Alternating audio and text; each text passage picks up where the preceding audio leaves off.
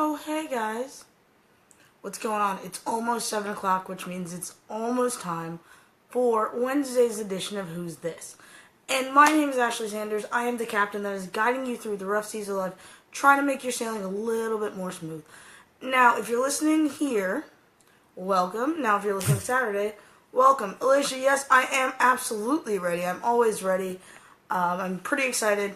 The guest I have today, he is none other than one of the most talented people I've ever met. He does music, he does marketing, he does copywriting, he does everything that, a jack of all trades should do. The only difference between him and every other jack of trade is he's actually a master at all of them. So I'm going to go ahead and bring him on, and let's all pray that this works the first time, because we know how Facebook gets. So for right now, what I'm going to do is sit here. I'll wait for him to pop up. Then I'm going to go ahead and invite him on. And then we shall begin. Tonight's episode is actually really cool because it's also marking the second time that he has been here. So this means that season 1 was kind of weird. It was a little low budget. As you can tell, season 2 I've ramped up production a little bit. I put myself on a couple different radio stations. Actually, I was allowed to be on a couple different radio stations. It wasn't that I was so talented. I also have a big announcement coming up about my future. And maybe we'll make that a little... Alicia, I need you to watch on a cell phone so that I can invite you. Right now you are on a computer, it looks like. So I need you to watch on a cell phone so that I can go ahead and get you started. And while we wait for you, log on with Phoneski. As you can tell, I'm a little bit distracted, but that's not my fault.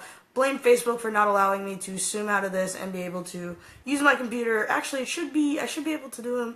I should keep him at eye level, but I don't because I'm a lazy son of a bitch. I'm just kidding.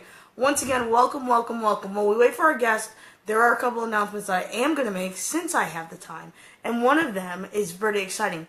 Not only is there a new show out involving my voice, but it's something I'm an actual expert at. It is with the Hollow 9 Network. It's called Is This Worth Watching? And Is This Worth Watching is a show where me and Jennifer Cifuentes go on a bunch of different, we just basically review a bunch of different shows, and then we decide if they're worth watching or not. Our first episode is going to be posted soon, and I can't wait for it. I'm going to be super excited. And also, one more. I have a new show in the works that's coming on Tuesday nights. So this should be super exciting. Being contacted, he is now en route to joining us on Who's This. Ladies and gentlemen, I'm going to have to time this out because I want to make sure that whenever I give my guest a warm welcome, that I can say, welcome, Elisha. How are you, buddy? Hey, how are you? I'm good. How are you? I'm great, dude. Where are you? You look like you're in the middle of an airport or something. Where are you? Oh, me? No, I'm in my bedroom right now. Oh, you're home. So you've been traveling. It looked like you were traveling recently. Is that true, Yeah. or is that just... Nice. Where'd you go, man? I actually went to visit my grandparents, and it was my grandma's 90th birthday a couple weeks ago, and she's incredible. She walks like 3 miles every day, and they have this new little outdoor gym facility at her place that she's excited about. She goes riding the bicycle. And so, it was her 90th, so my whole family got together for the first time in a while, and it was really pleasant just getting a chance to go and see them and spend some time with them. Oh, yeah, I can imagine. I can only imagine the happiness that you felt. I mean, we just had a family reunion around here about like 4 months ago, and it was awesome, exhausting, but absolutely Exhausting. awesome. And It was a lot of it's fun, cool. though. Yeah, it's cool when you see all your family, especially like, because my family, we all kind of grew up in the same neighborhood, and then we all moved away. So when we got back, it was nothing but memories and, just laughing. So what else, what did you do while you were on vacation aside from try not to lose your mind with your family? What else happened? Well, honestly, this one was really for my family. I hung out with a friend, and we were going to go to an event, but they ended up having it was a costume party, and they like mandated costumes, and I'm not really a costume person. Yeah, sorry.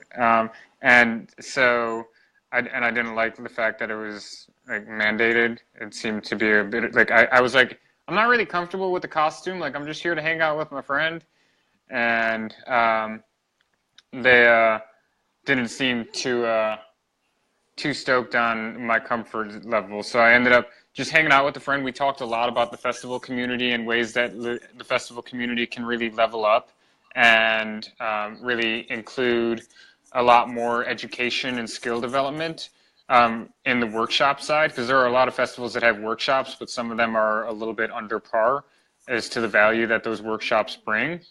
And so, so I just, that was a really amazing conversation. And he's also got some connections in other areas. So we may be collaborating to create a workshop series down the road as well. And then other than that, I went to a jazz club and just had my mind blown. I've got really burnt out on the music world for a variety of reasons. And so I hadn't really been out to live events in a long time. And I went to this jazz club and just saw some shredders, like some serious, like the kind of people when you watch them play and you're like, if I wasn't somebody who doesn't quit if I wasn't a quitter, I probably like would quit right now. But it was actually like, as much as it made me realize how terrible of a musician I am, it also was really inspiring as to like where where it can go. Of course. And jazz clubs are the best for that because they have soul. They don't just have the music industry part of it. There's that soul. And when you listen to jazz, you can't help but tap your feet and close your eyes and just kind of get into that zone. So, like, I know exactly what you mean. I love jazz. I love everything about it. Excuse me. Now, and you had a trip too recently, didn't you? I did. I went to New Orleans and I had a blast. There are certain Nice. things I would like to never mention again. But Sure. I have no idea. it's like Vegas. But seriously, I did have a blast. I love getting out. Obviously traveling is something that everybody loves to do. Well, almost everybody loves to do. But even when you go see your family, it's still just nice to be away from home for even, 2 or 3 days and just remember that there's a real world out there. You know what I mean? It's not just me. It's crazy. So let's talk about music since we already brought up the jazz. I know that you are the Sacral Crown. Is it Sacral Crown or Sacral? I say it is sacral, but some people say sacral. But so tell me, what is Sacral Crown? Now, I am fortunate enough to where I am able to start working on these shirts. I promise you I will get to them. And, that's where me and him met, and he's got this music. But tell everybody about your music and, just let it loose, man. Let your soul out. Sure. So the Sacral Crown project is actually my third music project. The first was a hip hop project. The second was an instrumental beat project, and then the third is like this evolution from instrumental beat music over to what do you call it? Like mid-tempo melodic glitch electronica is, I guess, the most straightforward explanation I can give you. So basically, I really do my best to incorporate elements from all across the music world. I grew up around jazz musicians. I'm not a jazz musician, like just being honest about my skill set. And then incorporating a lot of elements from hip hop, incorporating a lot of elements from electronica. I have collaborated with vocalists and instrumentalists, but most of it is just really done at home with some speakers and a computer and a keyboard. And so, actually, if you guys want, hold on. Yeah, you got some music? Well, I wasn't going to play anything, but I can just show you guys the space. So this right over here is my workstation. Yeah, so I have like a TV for second screens. I have a little keyboard right over here, and I have some speakers. These guys are like JBL LSR 305s. And so I've been doing this for close to 5 years now, and in this niche, specifically with the electronic thing. And I love it a lot. I have a ton of unreleased music that's coming down the pipeline as soon as I'm able to pay my visual artists. And I'm really, really excited about the future and what comes next with this project. There's music that to me is incredibly boring by now because I've just been sitting on it since last like January or February. But I'm really excited to get this music out to people, and I hope that it can provide a joyous experience or a peaceful experience, or just allow people to experience life with some relaxing music in the background. Love it. And the kind of music you do, I almost want to compare it to like soundscapes because I've listened to your music, and to me that's where I think most people, when you say like super light mid-tempo electronica, people are probably like, what the hell does that mean? So and that's the best way, soundscapes where he's taking sound and he's manipulating it to go to the beat, and it's not only relaxing, but it's great for meditation. It's great for all of those things, man. And I'm telling you, I love your music. Thank And you. that's why when I asked you if I could put some shirts together, I was like at first like I'm gonna do this right now. And then I went to New Orleans, and I was like, I'm gonna wait until I get back. Right. But you guys, you're definitely. Are you doing this alone? Is this like just you when you go on tour and everything? So I have toured with other people, and but I've also toured on my own. So it really depends. Nowadays, I mean, it's a solo act. I definitely have ambitions to Play do. something. Do you have any music? Oh, We got great. a request. We have a request. That's like I have to turn my speakers on and like get. I don't know if it'll come through clean. Hold on, give me a second. He's gone. This is a song. Let's see, what song should I play? I don't even know what song I should play. Dude, Like, play like the jet. Play the funky. Just play anything, man. They just yeah. want to hear your music. Cool. Well, I don't know how well it's gonna come through with this little iPhone No speaker worries. thing, but No give me a worries. second to open my iTunes. But what was I saying about the whatchamacallit beforehand? I was saying something We about were the talking about music. touring. We were talking about touring. Sorry, I screamed play something because Oh, I'm yeah. incredibly rude. So it's a solo act. It always will be a solo act. It's designed like that because it makes it a lot more economical to tour, especially when you're talking flights and lodging and all of the fun stuff to make sure that people are properly compensated and cared for when they're going out of the way to share something. Um, and as somebody who has done it in other ways, those other ways aren't available. Like I've driven around the country, I've driven across the country for minimal payment. I've worked all different kinds of events, both as a musician as well as a staff member.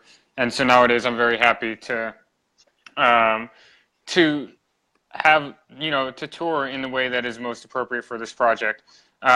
So let's see which one. I'm going to go with. I'm going to go with this one. Can you hear that? Yeah.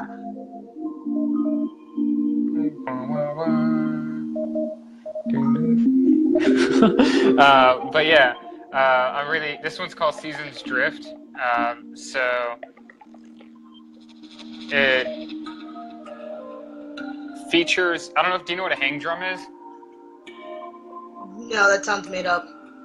Okay, so a hang drum is like this alien UFO thing that it's like to a specific key, and you can like drum it, and it makes like different harmonic tones. So.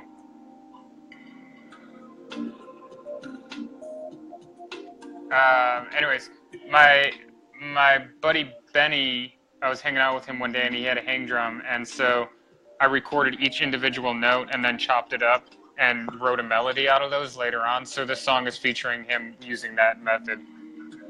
That's fine, dude. That's awesome. Thank you.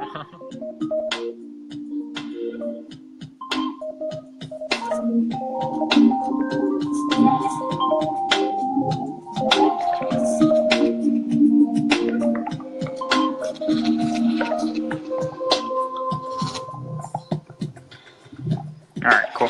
Yeah. All right, awesome. Sorry, I Feel almost free just to got message lost me in if the you guys. melody, dude. Yeah, dude, Yeah. that's awesome. Man. Thank you. You're the first Yeah. musical guest I've ever had, so it was pretty Yes. cool to just blast some music and just jam for like 30 seconds. It's cool, man.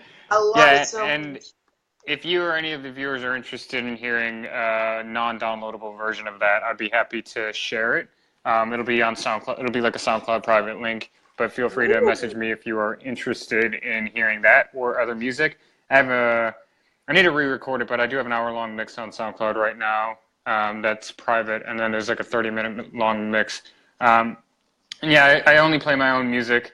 Lots of respect for DJ culture, but I really am a composer. I'm a producer. I make my own material, and I only play my own material. I have some like unofficial remixes and stuff like that, but generally speaking, I love writing my own songs. And that's a rare trait to have these days. Everything just seems kind of copied. Everything seems sort of like it originates. We're talking, and it's even when you think about, top 40 music, it's all basically stolen from the 80s, stolen from the 70s, stolen from the 60s, and redone. Mm-hmm. And so when you meet an artist and they can say, I only like to play my own music, I only like to do my own music, that is something that is not only rare, but I'll tell you what, that is incredible, man, and that is innovative shit. And it's sad. Thank you. It's sad that being original is innovative, but you've not only hit the nail on the head when you say you're, no disrespect to DJ culture, but then you just say it flat out. You're the composer. You're the artist. You do this by yourself, and that is something that is inspired. And I'm telling you, my hat tips off to you because I don't Thank think you. I've heard an original song in 20 years. In all honesty, you know what I mean? Yeah. Like, in all honesty. So let's talk about how music.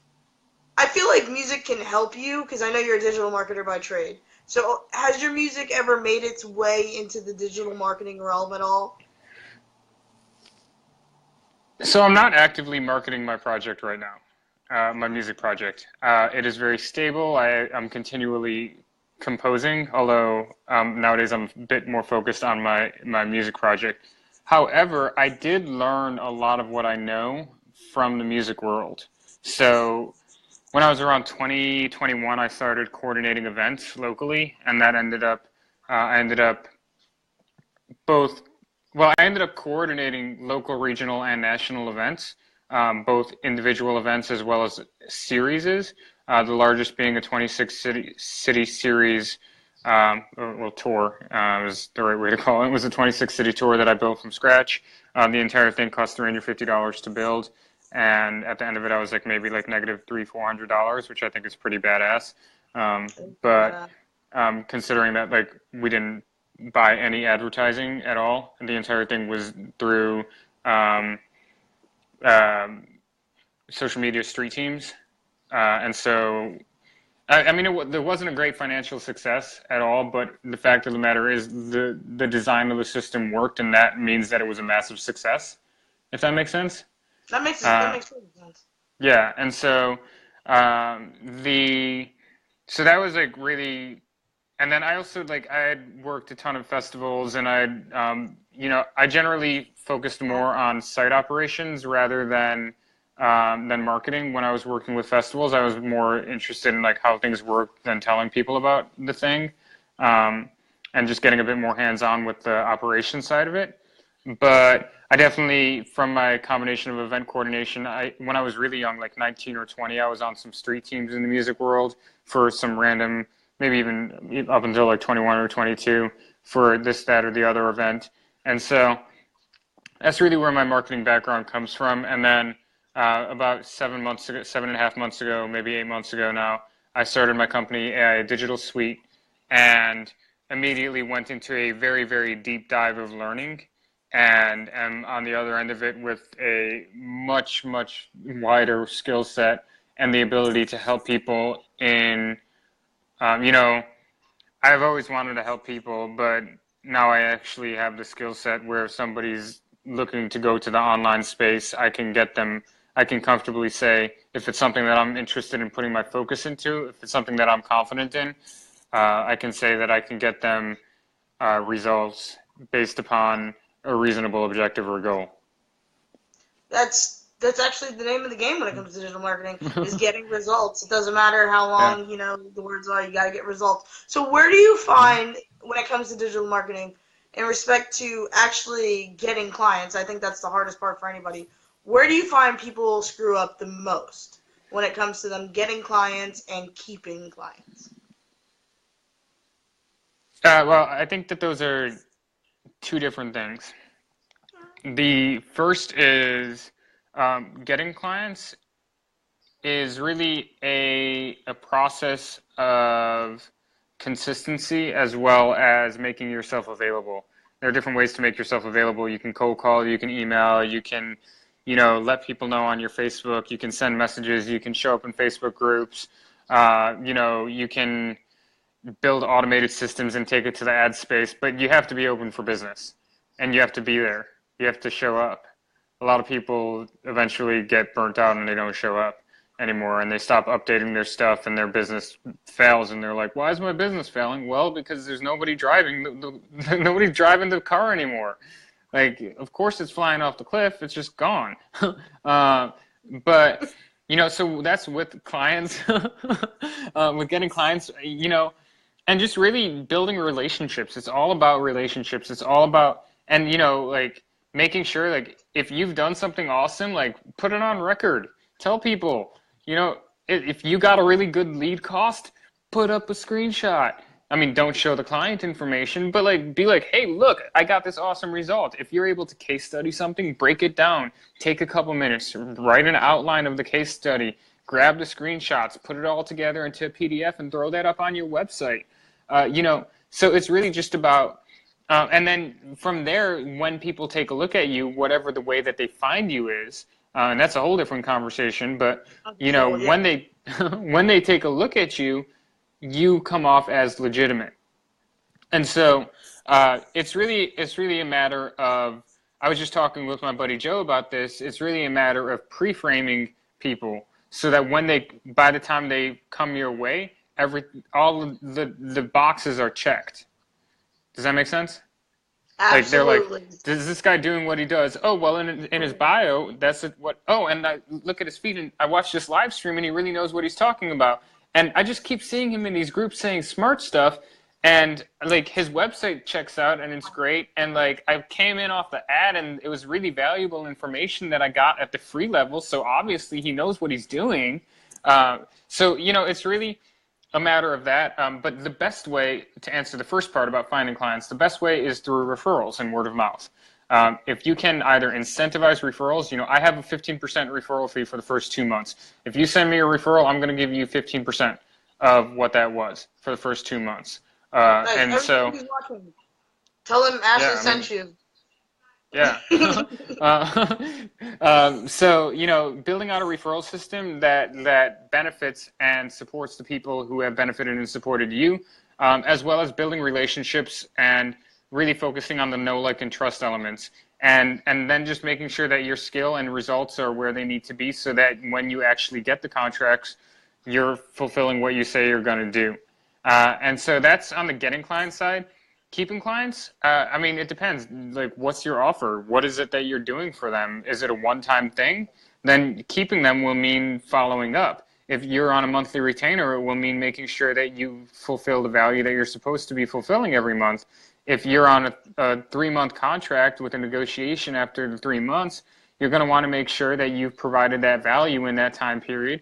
And then you may want to have an upsell ready for them, or have some structure built in where it's like, if we get to that 3-month space and you're ready to keep going and you're excited about what we're doing, then we're going to have we'll have like a reduced rate for those first 3 months, and then once we kick into the year-long contract, the rate will come in full.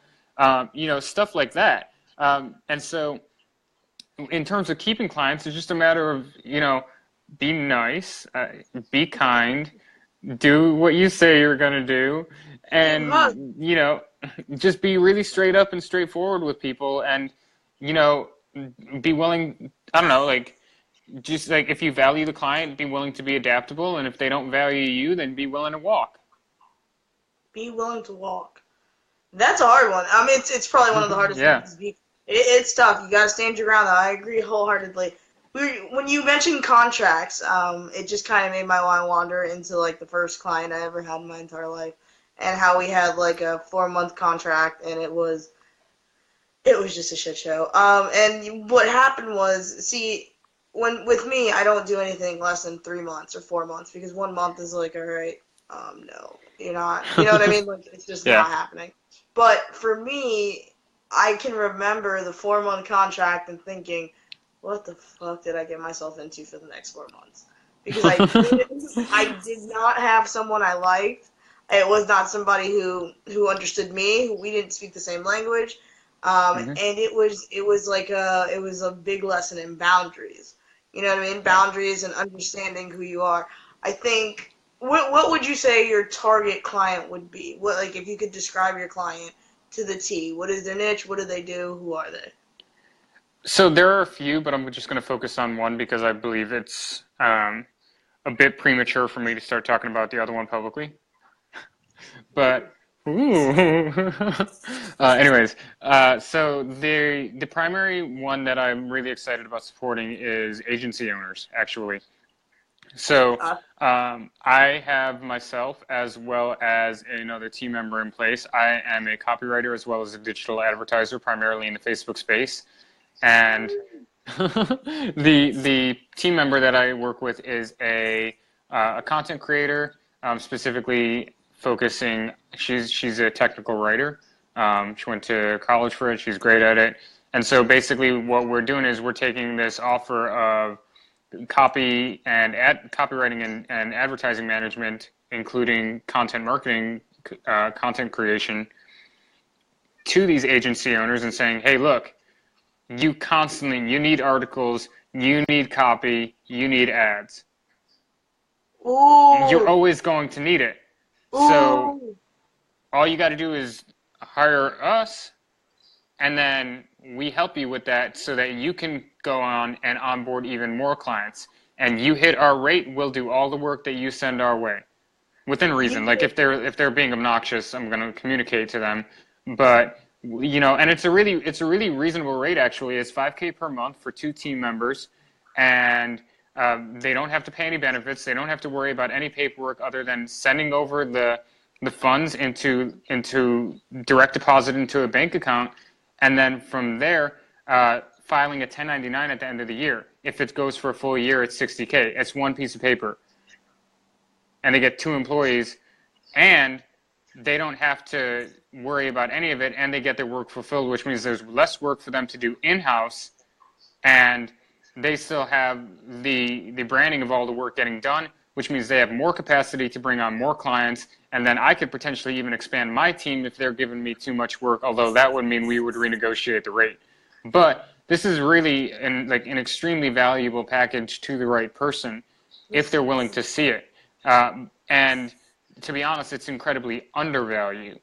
And that's just because I know my current positioning. So this offer, it's probably going to be available to maybe 2 agencies. And as soon as I get 2, I mean, honestly, most people will be like, raise your price every single time. But as soon as 2 agencies take me up on it, the price will likely double, if not more, because the fact of the matter is, it is an insane value, and what these people get, especially looking at the macro, looking at the long term of it, is they have the full support of another agency supporting theirs. So, I mean, I would think if there is an agency owner watching this, feel free to hit me up and we can chat a little bit more, but it's as straightforward as I can be. I like it, and I like the content. I like the fact that you found the leak in the pipe, if you will, the one thing that was missing. It is and that's what I talk about when I talk about having people on who are innovative, who are dreamers, who are doers, who are finding things that matter. And what you've hit on is something that matters. And the hardest thing for every marketing agency out there is content. And you have found it. What's up, Eddie? You have found it. You are repairing. You're not just patching it up with some duct tape. You are literally redoing the entire pipe, and you're fixing a crack in the system. And I gotta tell you, this is genius. And not only that, there's another part of this that I'm not even really sure I want to talk about, but you did it. You did something that everyone wanted to do, and that's call people out on their agencies and to see if their agencies are actually profiting. Because while 5K a month is reasonable, if you are not delivering what you claim you're delivering, you can't afford it. And so and I'm sure you didn't do that intentionally. Are you frozen? Okay, no, it's just you just stopped moving. That was scary. And you don't blink, dude. Like, you need to blink more. But you did. You found something that, and like I said, you're a nice guy. You don't think like me. I'm incredibly cynical in my thought. But you found a way to kind of say, all right, you're this agency. You're giving away all this tremendous value. You do all this stuff for your customers. Put your money where your mouth is. Let me take care of what you can't do, and then you'll not only double your clientele, you'll triple it, and essentially you'll actually be making the 5K a month, even more than Yeah, that. I mean, in theory, if this allows them to expand their capacity, they can, I'm not necessarily going to ask what their contracts are. I may renegotiate hours at a certain point if they're doing really well and we're feeling like we're doing a lot of good work for them. But this is just it's a really friendly offer to any agency owner who feels like they have a lot of work and they want some help. And the fact of the matter is, let me pull up this. I've been doing a little bit of research, and I want to see if I can find the. Here we go. So I did some research and took a look at some of the most common issues that established agencies have. Do you want to know what one of the top ones on the list was? I need to know. Finding qualified or skilled workers in a timely manner. My God. Preach. Preach, right? preach, preach. And so this literally says, hey, look at who I am. This is what I'm doing. And you know what the benefit to me is? The benefit to me is I don't have to sell to every single random company. So that's, for me, I like to live simple. I like to live low key. I do the work. Everybody's happy, and the sales team can do what they do.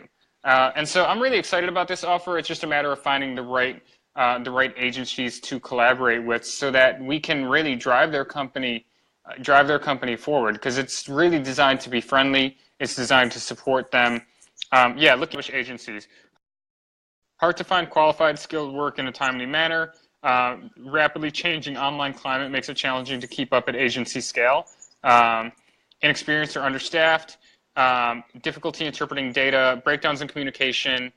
Getting data-minded results or ROI. Generating qualified traffic, leads, or sales. Knowing what tech to use. Managing tech. Training new team members. Hiring. And tracking trends. I'm pretty sure I said hiring like 6 times there. 17,000 times. No, yeah, you're absolutely correct. Actually, hiring is one of the things that most of us don't do because we don't trust anyone else. I'd say one of the biggest problems that I see within this flooded, and I'm going to just go ahead and call it flooded, because it seems to be incredibly flooded with people. Everybody and their mother has a digital agency. The problem I see the most is people are getting way too big for their britches way too quick. So they're underselling, or they're overselling and under-delivering. Right. And it's just, oh God, it's so heartbreaking. It's dangerous. It's really dangerous for a company, because if you sell something and you're not able to get the result, then you're either going to pay out the wazoo to get that result, and it's going to be on a what is it? What do you call it when you're like up against a deadline and you pay somebody last minute to do something? What is it? You're fucked. Yeah. Oh, yeah. But you're gonna pay extra. Like if I called you up right now and I was like, hey, I need graphic design and I need it in 2 days, you know what you would tell me? You'd be like, cool, there's a rush fee. I'd literally be like, you need to call somebody else. I don't work on deadlines. Right. And it sounds terrible, but I don't. I like people to call me, literally like 6 months in advance and be like, hey, can you do this for me? No rush. And, it's there. I deliver. And the reason I do that is because I believe in the principle of underselling and over-delivering. So that's Same. To me, that's the bread and butter, and that's something a lot of people are not hitting. Everybody wants to start their agency. Everybody wants to bring value. Nobody wants to take the time to sit there and research the actual work it takes to put into a digital marketing agency. And it's really a lot of work. It's pretty straightforward stuff, but there's just a lot of moving pieces, and you have to know how each piece works and how they function as part of the whole. And that's the thing. A lot of people don't have that holistic view of the online space. It takes time to understand how all the pieces work together. Because it's not just like, look, you can build a business and just do Instagram. You can build a business and just do your funnel. You can build a business on just any one of these. But when you're talking about a business at scale, it's all of the pieces. Now, I have my focus. I focus on copywriting. I focus on digital advertising. And I focus as well as, I'm starting to roll out building done-for-you lead generation systems. I'm pretty excited about that. Just had a really great... I probably will Cool. Let's talk about it. But while each of us has our specific focus, for us to truly be able to offer any value to anybody that we work with, we have to be able to look at it and know how the other pieces, we might not know the exact, like I'm not an Instagram growth hacker, but at the same time, I can tell you, here's how you can consistently grow your Instagram at a reasonable pace. It might not be like, I'm going to blow your Instagram up in 2 weeks. Yeah. But I can tell you, hey, if you do these strategies, if you show up consistently, you post 3 times a day, you have high value content, you use the right hashtags, you engage with the right accounts, etc. You know, maybe I shouldn't keep talking about Instagram, but you know, you'll be able to grow your account. Um, I'm gonna, as soon as I get this client account somewhere, I have one Instagram account for a client that I'm managing right now, and I'm really excited about it. And I've been I won't managing even this touch it. campaign for months, and it's awesome. I won't even touch. I won't even touch Instagram. I believe it's for the newer generation of kids. I'm 24 right now. I'm getting up there in age. You know, I'm gonna stick to my good old Facebook. Yeah. The And thing about it's just Instagram though is a lot of like the businessy keywords, and I noticed this because one of my clients is a business consultant. So a lot of the businessy keywords don't have a lot of traffic on them. no. So you can actually like get pretty decent, not like amazing, you're not going to like blow up your account, but like you can get consistent engagement just off of using pretty standard like hashtags, like the same keywords that people would be searching like with SEO and Google or something like that, or using for PPC like Google AdWords clicks and stuff like that. Like this, like the really common stuff like consulting and stuff like that, like has like 100,000 posts compared. I don't know the exact numbers. Check Yeah. that for me. But compared to like travel, which has like millions of posts on Instagram, and the reason why is Or because dumb. Instagram is primarily, yeah, Instagram is primarily about like about selling the lavish life, and there's a lot of personal brands there. They're primarily at its core, Instagram is great for personal brands, and so when you, I mean, there are a lot of people who would say that you don't even need to use hashtags, but if you are using the hashtag strategy, Instagram is great, especially in the business realms, because so many of those, like, because Instagram has been so many kids, it's been so many personal brands, it's been travel accounts and luxury accounts and music accounts and all of this other stuff. The business accounts are wide open. So for me, I'm like, hey, go use these, drive up the traffic on these so that my client can get more engagement because more people will be on these keywords. So It's like, true. but yeah, a lot of the common keywords are wide open, especially in the business realm. No, it's very true. I've never thought about it like that. I also don't, like I said, I don't think too hard about Instagram in general, because it's for the kiddos, and I'm not even touching it. My hair will gray out Yeah. just thinking about it. If I have to learn one more algorithm, I might just shoot myself in the face. But no, I Well, it's think pretty similar to Facebook's in the way that it works off of both Facebook and Instagram a couple years ago, maybe a year or 2 years ago, whatever, switched to content that it's based upon your engagement rather than the chronological order. And that was pretty much the only major yeah, shift, was the shift from engagement to or from chronological order. It's like basically the order that people posted to the engagement based, where it's based upon what you engage in, what the algorithm dictates you may be interested in. And on that note, if you want to change your feeds, choose what you engage with. So I had this interesting moment a couple of weeks ago where I was like on my Facebook and I engaged a post about renewable energy, and my whole feed shifted to post about renewable energy. And then I engaged a post about politics, and all I saw was Trump and Bernie. And then I engaged a post about some other whatever. So basically, you can actually very intentionally dictate the direction of your feed based upon what you engage with. There's I don't know if you've ever heard of the Vote with Your Dollar campaigns, where yeah, they incentivize people to like keep your money out of big business, out of like big corporate, keep your money out of like the big box stores, buy local, all of that, vote with your dollar. I would extend that to say vote with your like. If you like, I see people put up these posts and it's like, oh man, all my Facebook feed is a bunch of people whining about music world nonsense. It's like, well, don't engage it. Like, you're the one who's telling Facebook to show you that content, whether you realize it or not. And so if you really want to change the content that you're seeing, you have to very intentionally start to place your likes, your comments, and your shares in places that it's aligned with your own personal vision of the world. And so on that note, just a little pro tip, and I really think this is important for people to know, on pretty much, I'm not going to speak on Instagram, but specifically on Facebook, comments are one of the best ways to drive the algorithm. I mean, shares are really powerful. Shares are incredibly powerful. Likes don't really, sharing like, Yeah, share it. I'm going to share it right afterwards. Likes are pretty okay, but they don't really mean that much. Reactions a little bit more. But if you really want to support your friends, it's really essential to comment on their stuff. So, if I'm taking the time to like something, I'm going to drop a comment. And it might just be great post. Thanks for sharing. This is awesome. But you know what that means? It means that more people can see it. And that doesn't happen in the same way with the like, with the reaction. So if you really want to support your people, comment on their content. Otherwise, we're all just going to be wallowing in a world filled with self-pity and Sponsored overwhelming post content that nobody from ever saw. Rebel. All right. Sponsored post from like HostGator, which oh my goodness, if I get one more HostGator, one more HostGator.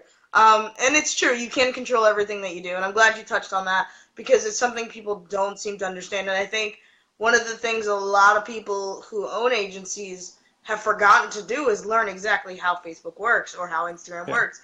You can take as many courses as you want, but at the end of the day, the only reason I learned how this stuff works is because I failed at it.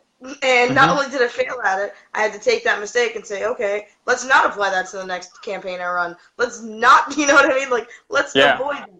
And it's, I saw a... Go for it. Okay. I saw an advertisement a few years ago that was really inspiring to me. You're from Florida, so you probably might like this. So it was a Dwayne Wade advertisement. He was advertising a new shoe. Shut it down.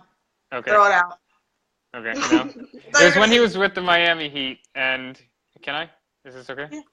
Okay. It's cool. No, okay. No, I know, but it's good to ask. It was when he was with the Miami Heat, and it was an advertisement, and it said, "Fall down 7 times and get up 8."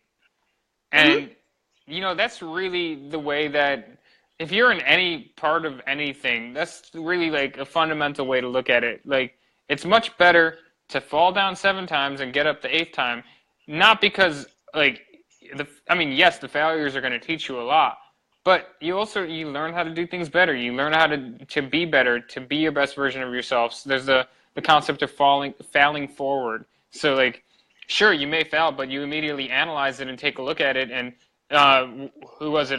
Dale mentioned the concept of there are no failures, there's only feedback.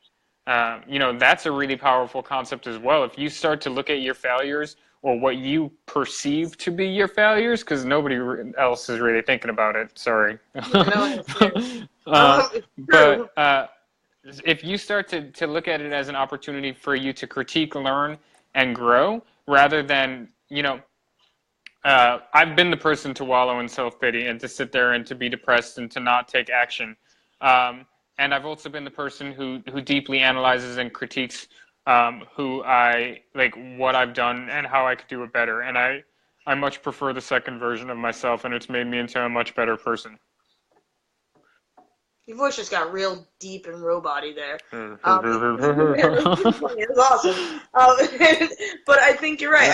I turned into dad mode, sorry. Yeah, that was like really I feel like you just gave me a lecture and I'm grounded. And I don't like being grounded, so I'm going to sneak out the window. But, you're not grounded. You're good. But I think, what was I going to say? That you hit the nail on the head once again when you were talking about falling 7 times, obviously, and getting up 8. But the fact that these failures and wallowing in self-pity is something that I think every creative person is very good at. I mean, we are. You want to see somebody wallow, you find somebody who makes music, who does comedy, who does any sort of entertainment, they will wallow and wallow and wallow. Because when you feel that creative type of what's going on, man? You good? You have I'm moving my computer screen a little bit, so that, but then it bobbles for a little bit. It's like ding, ding, ding. But yeah, when you find that, it's not like marketing, it's not like business where there's books, there's a right and wrong way to do it. Creativity, there is no wrong way. As you can tell from every sort of profane thing you see on the media to, the most classy things you hear at jazz and piano bars.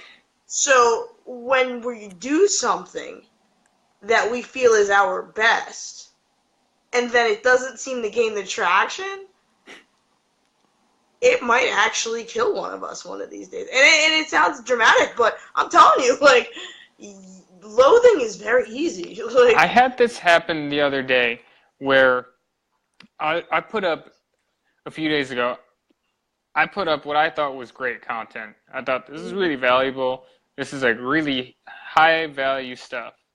And nothing. Not a Like goddamn. Yep. nothing. No engagement. And I got really, like, honestly, I got really bummed. I was like, this is some of the best information that I've shared, and nobody has seen it at all.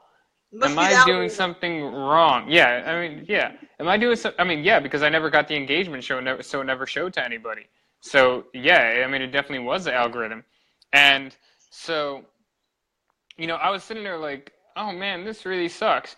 But at the end of the day, and this is something that I've been in a little course, and this was a little $7 freebie course, just some videos, and this was something that was brought up. It's something that I've reflected on a lot over the years, and it was nice to see it confirmed by somebody that I respect a lot. But it really comes down to a process of internal or external validation. So in our society, we're trained to validate externally. Get the job, get the car, get the house, get the wife, get the picket fence, get the McDonald's fast food, get the Gucci belt buckle and the Louis Vuitton handbag. Um, Hey. sorry, I got my belt at the thrift store. Yeah. um, but the the problem with all of that is those are all external influencers, whether it's your friends telling you that you're awesome, or it's you buying the things so you feel good, or taking the trip so you can have the pictures, and etc. I mean, maybe like if you want the pictures for yourself, it's a bit different, but those are all really external influencers and motivators, and eventually those are going to die out.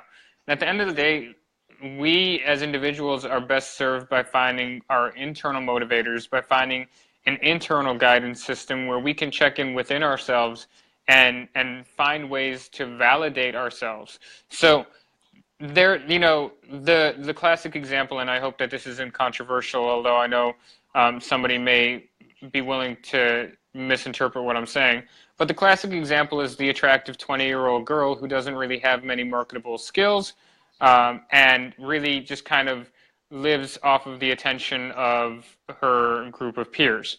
And and without going too deep into that, that's an example of somebody who externally validates. Um, and I truly hope that they continue to develop, and it's just youth and inexperience and etc. And they're going to be, they are and will continue to be an awesome person. But just for the purpose of this example, that process of external validation fades away, and when somebody is able to check in with themselves and have their own guidance and validate themselves, and um, and know their own worth based upon themselves, based upon what they do, who they are, who they've been, who they will be, and beyond even like a sense of accomplishments, but simply just an understanding of having that deep sense of connection with themselves, they become a very powerful being, because they are in a minority.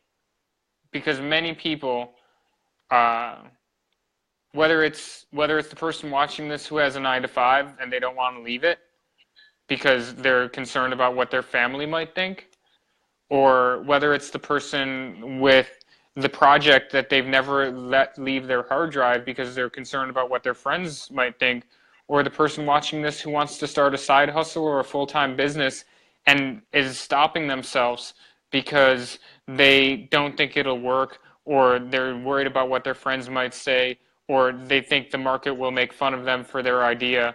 Um, you know, Check internally. Check with yourself. Is this solid? Have I done my work? Is the process in place? Do I know how to get this started? If you feel it, if you think it's a good thing for you, if it seems like something that's healthy, then run it. Do it, man. Do it.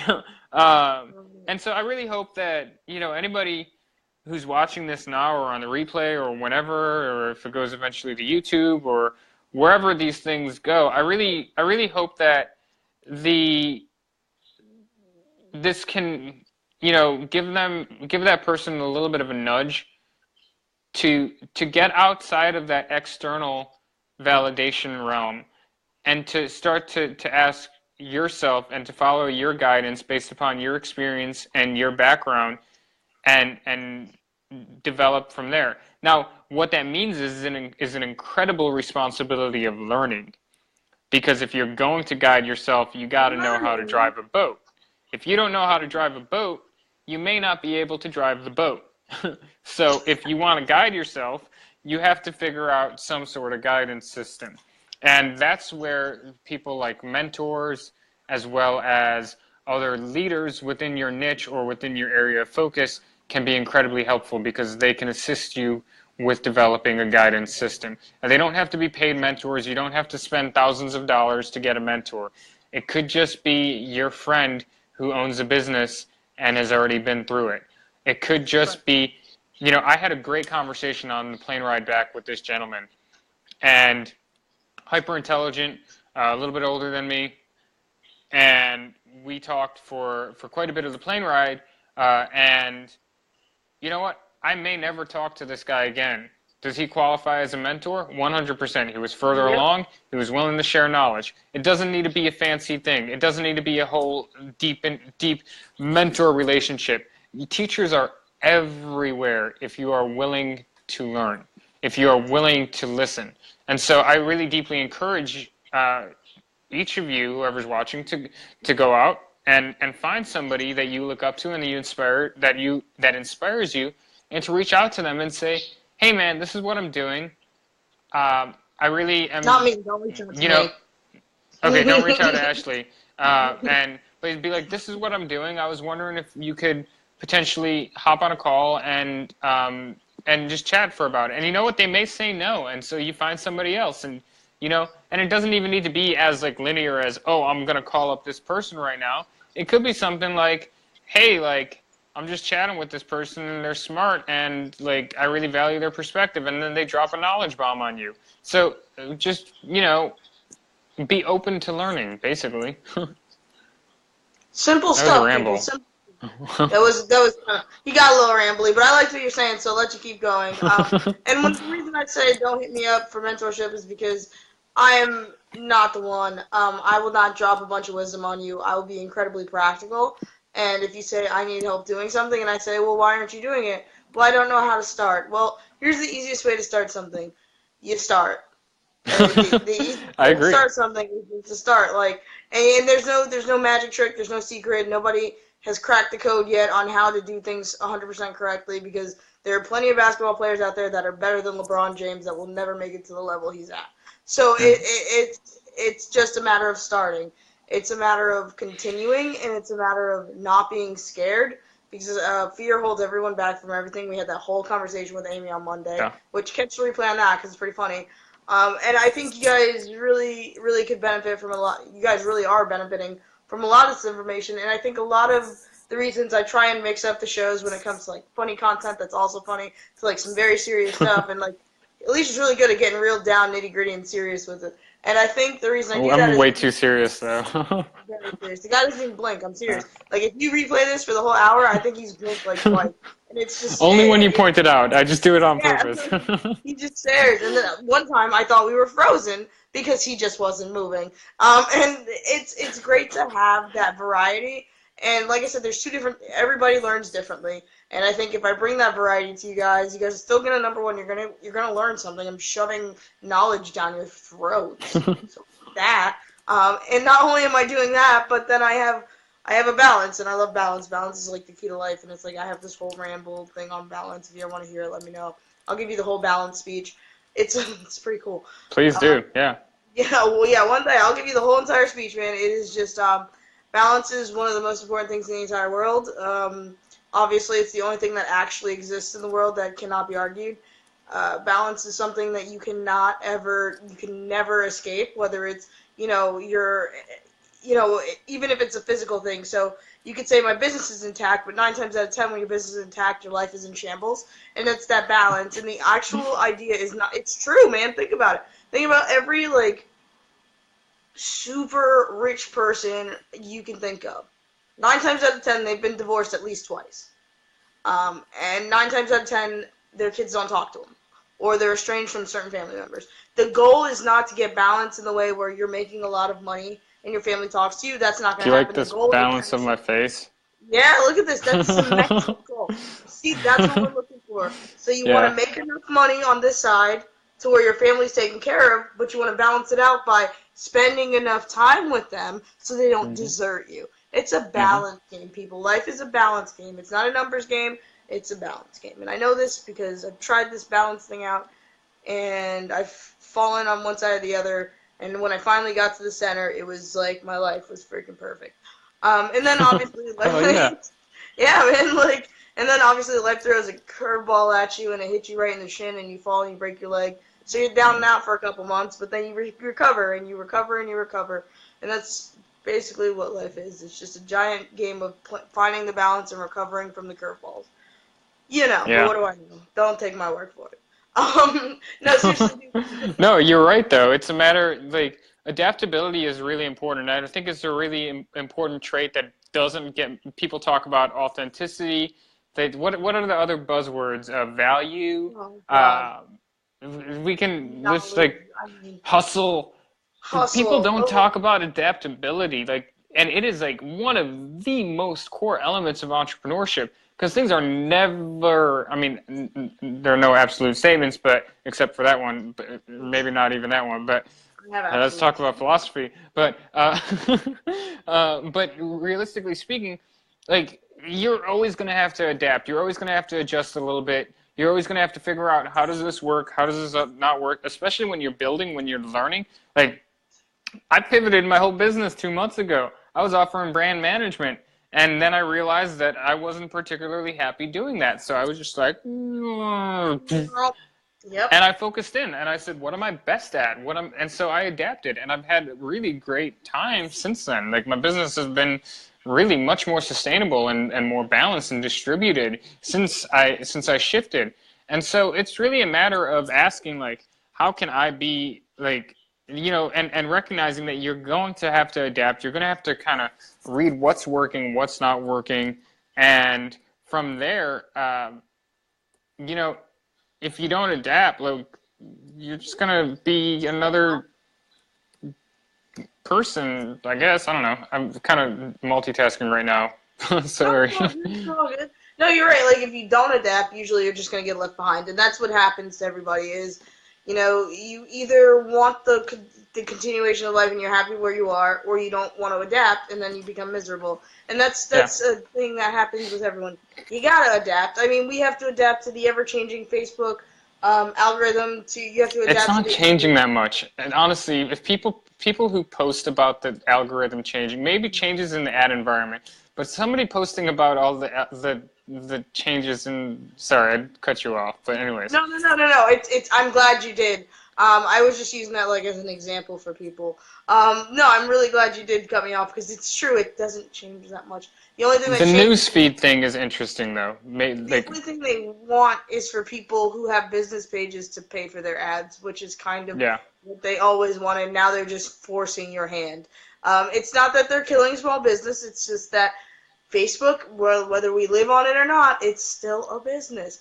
I And mean, I what you haven't seen any changes in the business page environment for really, years.